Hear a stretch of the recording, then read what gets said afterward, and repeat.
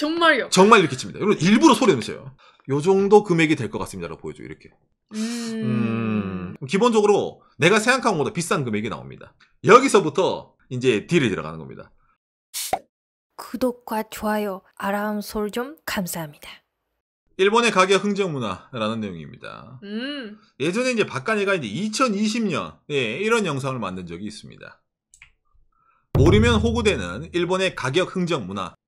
야, 이거 3년 만에 사람이 이렇게 사갔네. 이때 당시에 이제 일본의 이제 가정 양판점에 가면은 가격 흥정하는 게 기본적입니다. 라는 이런 얘기를 한 적이 있습니다. 예. 이 영상을 보고 많은 분들이 질문을 주셨습니다. 아니, 오상, 저런 가격 흥정하는 거 전자 양판점에만 돼요? 다른 데는 없어요? 라는 질문을 주셨는데, 아닙니다. 다른 데도 많이 가격 흥정한 데가 일본은 남아있습니다. 있습니다. 예. 그렇기 때문에 오늘은 일본의 가격 흥정 문화 좀 유명한 거 몇 가지를 들고 와가지고 한국과 비슷한 것도 있을 거예요. 먼저 이걸 보면서 이야기를 해보도록 합시다. 일본 하면은 절약이죠. 그렇죠. 예, 뭐 우짜돈도 아껴야 잘 산다. 소비를 억제한다. 그러니까 이제 일본 사람들 마인드인데. 우리도 일본 문화 얘기할 때는 뭐 영상도 많이 만들었죠. 그렇죠. 물론 한국도 마찬가지 아닙니까? 그거 뭐냐 인터넷 쇼핑몰에서 최저가 순으로 정리를 해서 보잖아요. 그런 점에서는 동일하다고 할 수 있는데, 근데 그 최저가를 하더라도 그렇죠. 만족을 못하기 때문에 뭡니까? 이런 식으로 전자계산기 들고 흥정을 하는 겁니다. 당장에 그 중에서 제일 유명한 게 바로 일본의 가정 양판점 안에서 어디 가게는 이거 포인트 해가지고 이런 식으로 파는데 여기는 이렇게 안 팔아요? 서로 뭔가 경쟁을 붙여가지고 사는 이런 문화가 일본은 아직까지도 존재를 합니다. 가게끼리 그것뿐만 아니라 예를 들면 아마존 건시에서는 이런 가격인데 그렇죠. 라든지 예. 그것도 가능해요. 이게 일본에서 진상이라는 그런 거 아닙니다. 당연한 겁니다. 그래가지고 인터넷 최저가보다 더 최저가로 산다 라는 사람들이 꽤 많이 있어요. 흔히 말하는 흥정을 해야 되기 때문에 일반적으로 그냥 싸게 해주세요 이러면 잘 안 되죠. 박간에도 실제로 이런 식으로 흥정을 많이 합니다. 당장에 저희가 예전에 바꿨던 TV, 냉장고, 세탁기 다 가격 흥정해가지고 산 겁니다. 다만 깎아주세요 라고 해도 우리 가게는 안 됩니다. 그 가게 가세요 라는 것도 있습니다. 있어요. 예, 그렇기 때문에 싸게 사고 싶으면 뭘 해야 됩니까? 발품을 팔아야 되는 거예요. 예, 많이 좀 시간을 요합니다. 그 시간에 알바라도 하나 더 하는 게 낫겠다. 근데 그 말이 맞아요. 하지만 뭡니까 여러분? 남들보다 싸게 샀다라는 쾌감이죠. 그 다음으로 또 이제 나름 일본 사람들이 가격 흥정을 많이 하는 게 바로 이 집 관련입니다. 이것도 맞아. 예. 됩니다. 이것도 되는데 이건 좀 난이도가 올라갑니다. 이건 제가 좀 실제로 해봐서 아는데 오상이 한 적이 있다 하니까 임대입니까? 그렇죠. 일본의 라이플 홈즈 부동산 사이트인데 집세를 저렴하게 만드는 방법과 가격 인하 협상을 할 때 포인트. 일본은 전세가 없죠. 월세 혹은 매매입니다. 저는 학생 때 월세집에 살았어요. 뭐 계약 기간도 있고 가끔 이제 이사를 해야 될 때가 있잖아요. 그러면은 새로운 집을 알아보러 다닙니다. 그러니까 부동산 가서 보면 물건 여러 가지가 있어요. 여기 월세 얼마입니다. 보러 갑시다. 집 보고 괜찮네요. 여기로 할게요. 아니죠. 얼마까지 가능합니까? 부동산이 관리하는 물건이면 부동산에서 결정을 하고, 부동산이 흔히 말하는 위탁받은 물건이면은 부동산 아저씨가 뭡니까? 집주인에게 이제 전화 겁니다. 아, 지금 바로 가격 좀만 깎아주면 지금 월세 계약하겠다는 분이 와 계시는데 어떡할까요? 오케이. 이래가지고 있잖아요. 예, 흔히 말하는 월세 흥정도 가능합니다. 일반적으로. 저도 그래서 깎아서 들어갔습니다. 대신 이것도 타이밍이라는 게 있어요. 아, 맞아. 예, 예를 들어 학교 같은 경우에는 입학 시즌은 안 됩니다. 그렇죠. 너 말고도 있어. 그렇죠. 입학 시즌은 안 돼요. 여름이라든지 뭔가 좀 애매한 시즌 있잖아요. 가을이라든지 안 움직일 것 같을 때, 그럴 때 이제 가서 이제 한번 딱 하면은 이제 가격이 내려가는 거지. 남들 다 들어갈 때 이러면 안 되는 거죠. 당연히 집세가 가능하다 보니까 또 뭐가 가능합니까? 갱신료도 가능합니다. 계약 기간을 갱신할 때 갱신료를 따로 내야 되거든요. 기본적으로 2년마다 한 번. 월세집 한 달치 정도가 갱신료로 들어갑니다. 계약 갱신료. 근데 이것도 이거죠 이제. 예, 흥정하면은 아이 그 학생인데 졸업할 때까지 여기 살 거예요. 그래? 그냥 공짜로 가지. 그런 사람. 예, 저도 이제 그런 식으로 했기 때문에 대충 느낌이 오시죠. 아까 가전도 마찬가지지만, 아 이거 말하면 실례인데, 이거 말하면 뭔가 진상처럼 보이는데, 사람이 느끼기 때문에 이걸 안 하는 사람도 꽤 있거든요. 사실은 저도 이걸 몰라서 그대로 내가 낼 수 있는 금액이면 뭐 잘 부탁드립니다 했었어요. 말랑카우죠. 남아 도는 게 임대집인데, 그치? 여기 아니면 안 돼? 아, 다른 데 가면 되지, 그지? 당장에 이런 월세 관련뿐만이 아니라 뭡니까? 신축 아파트도 똑같이 들어갑니다. 이런 게 좀 약간 일본 사회에서는 머리가 아픈 것 중에 하나입니다. 방세라고 해봤자 많이 차이 맞자면 우리한테 한 몇만 원, 그냥 하자 몇십만 원 차이인데 이거는 단위가 1,000만 원 단위까지 뛰거든요. 우리나라에서. 누구는 할인받아 몇 천만 원 싸게 집을 샀는데 나는 그게 안 되네. 어떻게 샀지? 이런 거 있잖아요. 이런 이제 흥정. 이것도 들어가기 때문에 이게 좀 일본에서 난이도가 높다라는 식으로 얘기를 합니다. 일본에서도. 근데 항상 게시판이라든지 그런 곳에서 이게 분양 아파트 여기는 할인된 사람, 해보신 사람 그런 댓글 많아요. 그렇죠. 근데 이게 정보를 잘 안 줍니다. 왜? 집값 떨어지잖아요. 신축인데 예를 들어 저거 다 분양 다 됐다는데 알고 보니까 할인해서 팔았네? 이러면 중고 가격이 떨어지잖아요. 당장에 아파트가 되면 뭐가 됩니까, 여러분? 그렇죠, 여러분. 이것도 됩니다. 예, 주택도 됩니다. 일본 주택은 타테우리라고 해가지고 똑같은 집 지어서 파는 것도 있는데 일반적으로 일본 사람이 나는 이제 집을 지을 거야 이러면은 하나부터 10까지 설계도부터 있잖아요. 같이 이제 얘기해 가면서 우리는 화장실이 2개가 더 필요하고 계단에는 뭐 손잡이가 필요하고 이런 거 있잖아요. 다 정해서 하는 걸 일본은 주문주택이라고 합니다.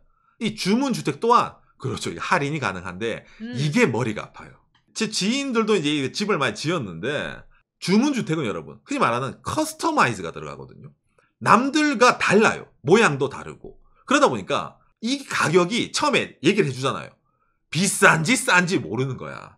그러니까 이런 집을 만들고 싶은데 니들은 얼마라고 그렇죠. 여러 가지 보고 A 사는 이런 가격인데 B 사는 그렇구나. 깎아주세요. 일본도 물론 정가라는 표현은 다 쓰지만은 사람과 사람 간의 계약 거래잖아요. 이런 거는.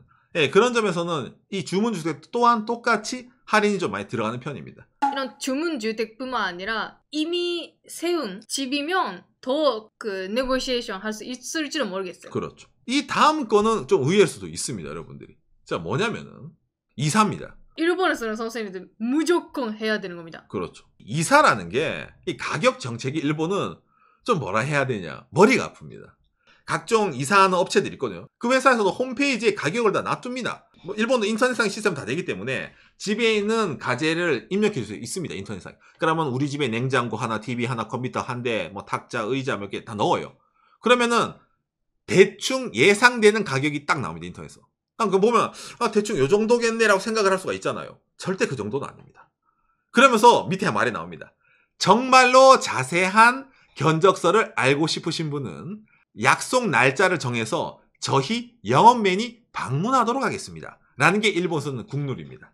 기본적으로 밤은 안 하면 가격이 안 나와요. 그렇죠. 그러니까 정확한 가격이 안 나와요. 영업맨이 그럼 날짜 정해서 와요. 그럼 집에 오면은 대충 있잖아요.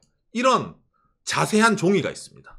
이런 종이에 가격표가 다 있어요. 안에 냉장고 하나를 갖다 체크를 합니다. 정말요? 정말 이렇게 칩니다. 여러분 일부러 소리 내면서요. 요 정도 금액이 될 것 같습니다라고 보여줘요. 이렇게. 예, 그러면은 이제 이러잖아. 내가 생각한 것보다 비싼 금액이 나옵니다. 예. 예, 그러면은 깎아주나요? 바로 여기서? 아니에요. 여기서부터 흔히 말하는 이 이사업체 아들 형이랑 이제 딜이 들어가는 겁니다. 일본의 100이면 100 먼저 얘기합니다. 이사업체 영업맨이. 오늘 봤는데 저는 계약을 따고 싶습니다. 박상, 저희 말고 어디 업체 또 부르셨나요? 그리고 제가 몇 번째 사람입니까? 라고 물어봅니다. 예. 여기 말고 다른데 어디도 연락을 해놨는데 제일 먼저 오신 분입니다. 이러거든요. 그러면은 불리하잖아. 자기가 제일 먼저 오면은 100% 자기가 가격을 내면은 다음에 온 사람은 저번에 어디 회사는 이거라는데 이러면 더 깎을 거 아니야. 아는 거야. 박상. 다른데 뭐 안 보셔도 됩니다. 이 가격에서 정말 박상뿐이에요? 업계 최저 이런 식으로 있잖아요. 딜이 들어옵니다. 알겠으니까 다음에 보고 또 연락 드릴게요. 일단은 오늘 가시고 이러거든요. 그러면 그 현분이 있잖아요. 잠깐만요 라고 좀 전화해도 됩니까? 그렇죠. 그거. 그럼 무슨 말이냐면은 자기가 낼 수 있는 가격은 이게 한계이기 때문에 본사에 전화해가지고 이제 더 깎아보겠다 이런 식으로 얘기를 하는 거예요. 예. 그러니까 그게 여러분 이게 기본적으로 쇼입니다. 보고 있어 전화하면서 또 와요. 그러면 또 와가지고 오늘 뭐 여기서 결정해 주시면 오네가시마스 90도 인사 들어옵니다. 정말 그때. 이걸 거절하면 내가 죽일 놈이 되는 거야. 알아. 이게 그런 느낌으로 사람 뭐라 붙입니다, 이게. 예. 예, 왜냐면 나를 돌려보내면 우리 회사랑 계약 안 할 걸 알기 때문에 우리 이삿짐의 센터랑 무조건 따가야 된단 말이야. 거기서 이제 진짜 나는 뭐라 해야 되냐 그런 거 없다. 가라. 무조건 봐야 된다. 라는 사람과 대부분의 사실 일본 사람들은 그래. 실적 힘든데 알았습니다. 그걸로 합시다. 이러면은 이제 아리가토 고자이마스 이러면서 있잖아요. 예, 바로 이제 가는 거예요. 열심히 하겠습니다. 다른 물건 흥정할 때는 느낌이 다르단 말이에요. 이삿짐이. 그러면 일본 사람들이 이게 상당히 이게 스트레스 받는다고 합니다. 맞아요. 아무튼 그래가지고 이렇게 이사하는 것도 있고 그 다음에 또 이제 이 다음 거는 한국이랑 비슷하면서도 아예 다를 수도 있겠네요. 자, 바로 이 차에 관한 겁니다.